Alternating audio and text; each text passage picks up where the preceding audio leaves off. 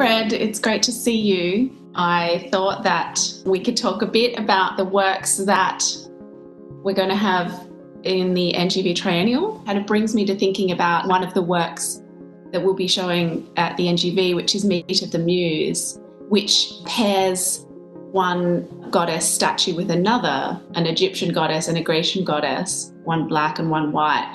I wondered if you can talk about the way you use juxtaposition, or why juxtaposition is so powerful in this instance.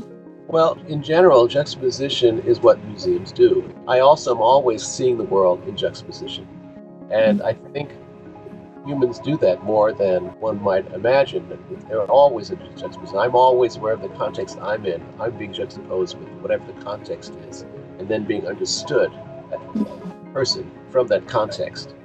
And so it really is a very personal thing. We moved every 5 years, and so I was always juxtaposed with another environment and seen sometimes completely differently in that environment. From a young age, I realized that juxtaposition really is making meaning without having my hands on it. So Meet of the Muse is one of the few works that bridges the notion of museum because of the kind of things that I'm displaying, but also extremely personal to me. Beauty is definitely something that we think about when we look at your other work that we're going to display, To Die Upon a Kiss, this incredibly beautiful Venetian Murano glass chandelier, which moves from kind of black colour through to a clear glass at the top. You started working with Murano glass when you represented the US at Venice in 2003, and this is a more recent work. And it's named To Die Upon a Kiss, which is, of course, a line from Shakespeare's Othello. And so I wondered if you could say a little bit about the relationship between your research in Venetian glass and Othello. Oh, there's so much. Othello is the greatest black man that ever lived. And I always get very inspired by that, and just amazed how Shakespeare could create this character that felt so real, and so many writers from outside of black culture have laid all sorts of stereotypes and notions and as outsiders, but to that. But Shakespeare imbues so much kind of humanity into the character, and also his own self-awareness of his relationship to society because of his race, but also because of his important status.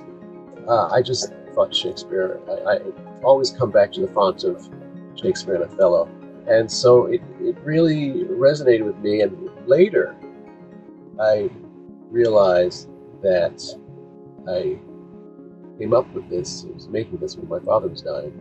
I didn't connect the two. It was much more of a deeper experience and connection than I had originally thought. The works basically come to me, and then the titles sort of kind of lift off the page. I also was interested in the subject because in Italy they would say, well, we don't have the history of immigration like all the other countries. Well, in fact, they did, and so it's not a new thing, and that was another reason that I was sort of making these works in that way. Thanks very much, Fred, for talking to me today. We're really excited to see your works in the NGV Triennial, and I appreciate you having the time to chat. I'm thrilled to be in the Triennial, very excited, and really it's wonderful to talk to you, and I hope we have many more conversations, much closer than our long distance conversation today. See you in Melbourne at some point.